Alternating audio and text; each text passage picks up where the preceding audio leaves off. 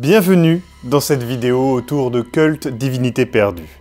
Préparez-vous à en apprendre plus sur ce jeu de rôle horrifique. Avant de démarrer, je rappelle que c'est la 4e vidéo sur ce jeu de rôle. Si vous n'en avez vu aucune, il est temps de faire du rattrapage. La première vidéo vous présentera le jeu et son ambiance. La 2e vidéo aborde la création de personnages. La 3e vidéo s'adresse quant à elle aux meneurs de jeu, mais attention, il y a des spoilers. Dans cette 4e vidéo, nous allons approfondir notre plongée dans l'univers de Cult. Pour ce faire, je vais répondre à vos questions, que j'ai vues un petit peu partout, sur Twitter, Facebook, dans mes mails, sur la page de Game on Tabletop, etc. C'est parti. Cult est-il un jeu de rôle adapté pour les meneurs de jeu débutants? Cela va dépendre de vous. Mais je pense que Cult Divinité Perdue est beaucoup plus simple d'accès que nombre de jeux de rôle du marché. Déjà, c'est un jeu de rôle narratif, donc les règles sont là pour aider, pas pour imposer ou alourdir le jeu. Vous pouvez les mettre de côté même parfois. Ensuite, il y a énormément d'aide dans le livre pour créer la peur, écrire un scénario, gérer une partie. Honnêtement, même quelqu'un de confirmé pourra y trouver des conseils utiles. En tout cas, c'était le cas pour moi. Maintenant, si vous n'avez aucune expérience dans le jeu de rôle, il se trouve que j'ai fait une vidéo là-dessus qui pourra vous orienter. Personnellement, je pense qu'il est préférable de faire une partie de test sur un jeu de rôle 100% gratuit. Donc ma réponse sera oui, c'est adapté à un meneur de jeu débutant comme premier jeu de rôle à acheter, mais n'hésitez pas par commencer par quelque chose de gratuit ou qu'on vous prête pour tester. Quelle est l'ampleur du jeu pour les scénarios et pour les joueurs? Alors là, c'est votre choix. Il est totalement possible de rester dans des scénarios intimistes, ancrés dans un réalisme cru et visitant des époques ciblées. Mais il est aussi assez simple de faire une énorme campagne où les personnages vont démarrer en bas de l'échelle jusqu'à combattre des démons impossibles et des horreurs démentes dans des enfers extradimensionnels. C'est à vous de voir ce qui vous intéresse. De l'enquête à la Seven, à une quête allant au-delà de la réalité à la Hellraiser, en passant par une campagne révélant les mystères de l'illusion, c'est accessible et faisable sans souci. Mais n'oubliez pas que le plus important, ça reste les personnages et ce que vos joueurs en font. Est-ce qu'il y a un système de points de vie? Alors oui, il y a un système de points de vie, mais simplifié pour renforcer la narration. Il y a 2 gros moyens d'être blessé dans Cult. Les actions engager le combat et éviter les dégâts. Si vous échouez, une des conséquences est de subir des dégâts. Les dégâts deviendront un malus sur certains lancers de dés, notamment pour l'action encaisser les blessures. Cette action se déclenche lorsque vous vous faites un bobo. Et cela peut amener à des blessures sérieuses ou à une blessure critique. Une blessure sérieuse, c'est un bras griffé lourdement, des côtes brisées, une main cassée. Chaque personnage peut en avoir jusqu'à 4 simultanément et elles peuvent être soignées avec le temps. À la 5e blessure sérieuse, ou si vous cumulez un échec à l'action encaisser les blessures et un meneur de jeu chafouin, vous obtiendrez une blessure critique. Celle-ci va s'aggraver avec le temps et doit être stabilisée au plus vite. Un œil crevé, une hémorragie interne, une éventration. Et qu'on soit clair, c'est une seule blessure critique maximum par personnage. Après, c'est la mort.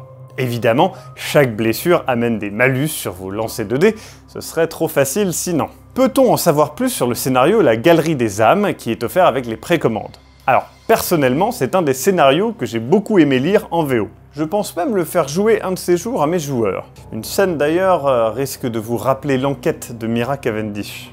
Le scénario démarre à Los Angeles en janvier 1951. Et oui, ce n'est pas un scénario classique et moderne. On est en plein dans le film noir, mais avec de l'horreur terrifiante. Vous avez plusieurs personnages pré-tirés pour vos joueurs qui sont franchement très sympas. Les personnages seront des criminels qui vont devoir accepter une offre qu'ils ne peuvent pas refuser, mais je n'en dis pas plus. Pour finir, il faut savoir que c'est un remake d'un vieux scénario qui avait beaucoup plu à l'époque. Est-ce qu'il y aura d'autres bouquins que le livre de base en France? Oui, j'en ai discuté avec Arcane Asylum Publishing avant même de préparer ces vidéos, parce que ça m'intéressait aussi. Déjà, il y a Taroticum et autres récits qui arrivent en novembre. C'est un recueil de scénarios variés. Pour vous dire, il y a des scénarios allant de 1892 à 2018, certains se passant à Londres, d'autres sur une île perdue au milieu de l'océan, un à Miami, bref, il y en a pour tous les goûts. Le but de ce recueil est d'avoir des scénarios simples à prendre en main et rapides à appréhender pour les meneurs de jeu. Ensuite, pour Pâques 2022, vous aurez l'incroyable campagne de la Madone Noire. Clairement l'une des campagnes de jeux de rôle les plus connues et les plus adorées. Cela vous amènera en Allemagne en 1991, avec d'ailleurs un chapitre consacré à la reproduction de cette époque. Elle est composée de 6 chapitres, et je ne peux pas trop en dire sans spoiler, mais sachez qu'elle vous emmènera au-delà des frontières du voile. Enfin, dites-vous que tant que du contenu VO sera produit, Arkane Asylum Publishing compte traduire le contenu. Donc, vu qu'il y a 3 nouveaux bouquins prévus pour cette année en VO, vous pouvez vous attendre à du contenu pour longtemps. Comment s'utilisent les cartes du tarot Cult? Alors, déjà c'est un jeu de tarot complet, et ça fait un bel objet de collection. Mais il est aussi fourni avec un petit guide vous permettant de l'utiliser pour vous donner des inspirations. En faisant des tirages, vous pourrez par exemple révéler qui est derrière le scénario que vous écrivez, ou quel genre de lieu vous allez créer, ou simplement les faiblesses et les forces d'un PNJ. Chaque arcane, majeur comme mineur, sont décrites en détail pour vous donner un maximum d'idées. C'est franchement pratique et peut même être utilisé en cours de partie pour renforcer l'ambiance. Comment est gérée la santé mentale des personnages? Dans Cult, elle est appelée la stabilité. C'est une échelle qui va de poser à ravager. À chaque fois que vous perdez un point de stabilité, notamment en échouant l'action Garder le contrôle, vous descendez dans l'échelle. Les 2 premières fois, vous ne serez qu'en stress modéré, ce qui vous impose un malus de -1 à vos jets de désavantage. Les 3 pertes suivantes vous amènent dans le stress sérieux, qui vous donne un malus de -2 à vos jets de désavantage et de -1 lorsque vous tentez de garder le contrôle. Ensuite, les 3 niveaux suivants vous mettent en stress critique. Cette fois-ci, vous avez un malus de -3 à vos jets de désavantage et de -2 lorsque vous tentez de garder le contrôle. Mais vous avez +1 à vos actions, voire au travers de l'illusion. Le niveau suivant est ravagé et vous donnez le contrôle de votre personnage au meneur de jeu. Attention, c'est une étape cruciale et très importante à ne pas prendre à la légère. Il y a plusieurs possibilités qui s'offrent au meneur de jeu pour le futur du personnage, mais c'est détaillé dans le livre et je ne le spoilerai pas ici. Je précise que votre personnage peut se désensibiliser à certains traumatismes qu'il rencontre plusieurs fois. Qu'est-ce qui peut amener à préférer Cult qu'une autre licence bien installée comme l'Appel de Cthulhu?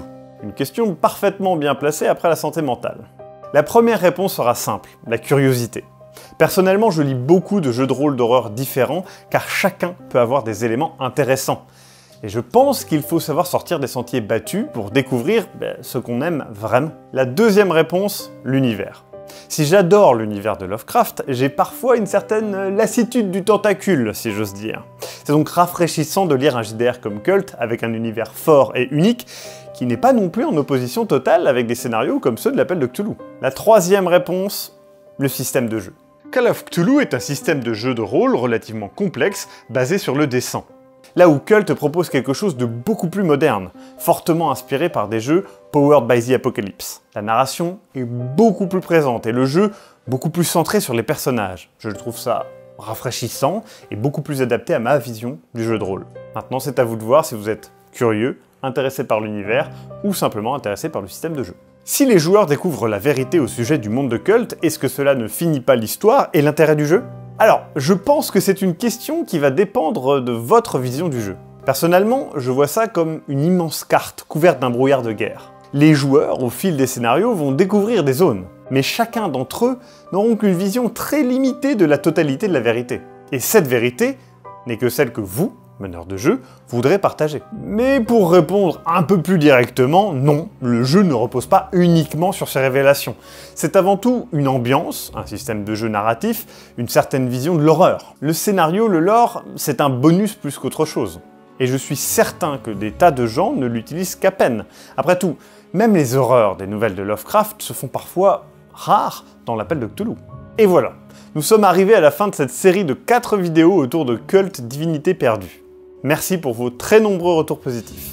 Et évidemment, merci beaucoup à Arkane Asylum Publishing pour m'avoir permis de faire ces vidéos. N'oubliez pas d'aller précommander le jeu sur Game on Tabletop du 13 au 27 avril. Si vous n'avez pas suivi la campagne de précommande, vous avez peut-être manqué l'info, mais une partie de jeu de rôle filmé a été débloquée dans les contreparties. Donc, vous pourrez voir arriver cet été un actuel play de votre serviteur autour de Cult Divinité Perdue. Si vous n'avez jamais vu nos parties de jeux de rôle enregistrées, je vous invite à découvrir Sombre Machination. Vous verrez qu'on prend le sujet très au sérieux. Je pense que cet actuel play sur Cult vous permettra de mieux comprendre comment le jeu s'articule autour d'une table. On se retrouve bientôt pour d'autres vidéos autour du jeu de rôle.